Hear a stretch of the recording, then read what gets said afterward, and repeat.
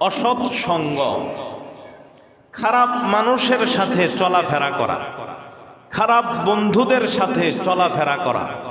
যখন আপনি খারাপ বন্ধুদের সাথে চলাফেরা করবেন, খারাপ মানুষের সাথে চলাফেরা করবেন, অসৎ সঙ্গ যখন আপনি বেছে নেবেন, তখনই আপনার পরিণাম খারাপ হবে, আপনি চাইলেও ভালো হইতে পারবেন। এজন্য মুসলমান হযরতে উকবা বিন আবি মুঈত একজন কাফের ছিলেন। এই উকবা মক্কার লিডারদের মধ্য থেকে একজন নেতা ছিল। মুশরিকদের মধ্যে যত নেতা ছিল তাদের মধ্যে অন্যতম ছিলেন উকবা। এই উকবা যখন সফর থেকে মক্কায় আসতো, তখনই মক্কার যত ধনাঢ্য নেতা টাইপের লোক থাকতো, তাদেরকে দাওয়াত দিয়ে তিনি বাড়িতে খাওয়াইতেন। এবং সফর থেকে মক্কায় যখন তিনি ফিরে আসতেন, তখন তিনি বিশ্ব নবী রাহমাতুল লিল আলামিনের সাথেও তিনি সাক্ষাৎ করতেন।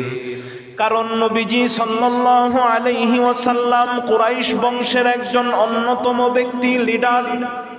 এজন্য উকবা বিন আবি মুঈত সফর থেকে যখন মক্কায় আসতো, তখন নবীজির সাথেও তিনি দেখা করত, কিন্তু তিনি ঈমান আনে নাই। একদিন সফর থেকে ফিরে আসার পর মক্কার যত লিডার আছে, যত নেতা আছে, যত ধনাঢ্য ব্যক্তি আছে, সবাইকে দাওয়াত দিল। নিজের বাড়িতে সব নেতাদেরকে দাওয়াত দিয়া খাওয়ালো। আর এই খাবার অনুষ্ঠানে তিনি আমার আপনার নবী, মায়ার নবী, বিশ্ব নবী রাহমাতুল লিল আলামিনকেও দাওয়াত দিলেন। নবীজি যখন খাবার খেতে বসবেন, খাবার যখন তার সামনে, উকবা বলে, মুহাম্মদ তুমি খানা খাও। মুহাম্মদ সাল্লাল্লাহু আলাইহি ওয়াসাল্লাম বলে, উকবা আমি ততক্ষণ পর্যন্ত তোমার খানা খাবো না যতক্ষণ না তুমি বলবা লা ইলাহা ইল্লাল্লাহু মুহাম্মাদুর রাসূলুল্লাহ, আল্লাহ ছাড়া কোনো মাবুদ নাই, আল্লাহর কোনো শরীক নাই, আমি মুহাম্মদ সাল্লাল্লাহু আলাইহি ওয়াসাল্লাম আল্লাহ তাআলার পক্ষ থেকে সত্য প্রেরিত রাসূল। যতক্ষণ না তুমি এই সাক্ষী না দিবা, ততক্ষণ আমি তোমার বাড়ির খানা খাবো না।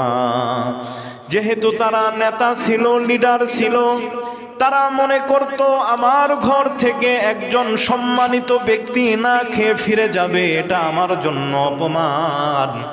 এজন্য উকবা নবীজির কথা মেনে বলল, লা ইলাহা ইল্লাল্লাহু মুহাম্মাদুর রাসূলুল্লাহ সাল্লাল্লাহু আলাইহি ওয়াসাল্লাম।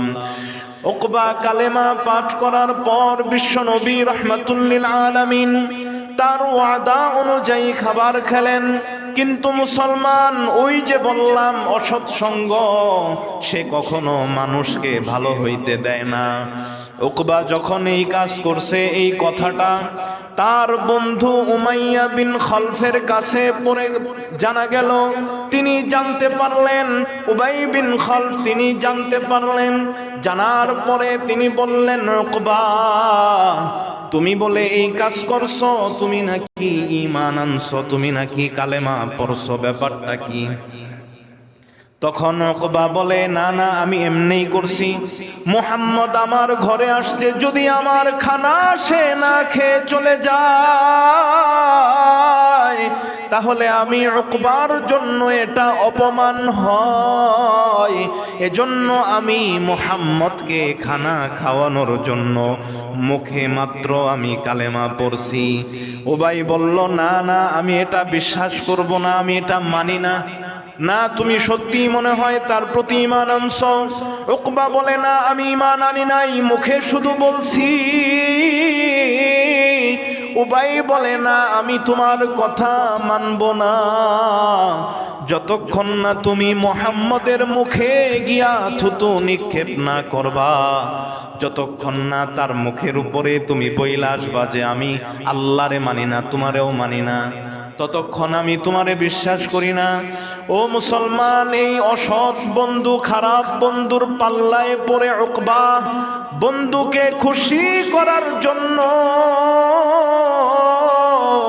বিশ্ব নবী মুহাম্মদুর রাসূলুল্লাহ সাল্লাল্লাহু আলাইহি ওয়াসাল্লামের মুখের উপরে গিয়া সে থুতু দিছে এবং মুহাম্মদকে বলছে আমি তোমারেও মানি না, তোমার আল্লাহরেও মানি না। নাউজুবিল্লাহ। এই রকম অপরাধের মধ্যে লিপ্ত হয়ে গেছে বন্ধুর জন্য, খারাপ বন্ধুর জন্য। আল্লাহ তাদেরকে দুনিয়াতেও যুদ্ধের ময়দানে লাঞ্ছিত করেছেন, আখিরাতেও আল্লাহ তাদেরকে লাঞ্ছিত করবেন, করেছেন।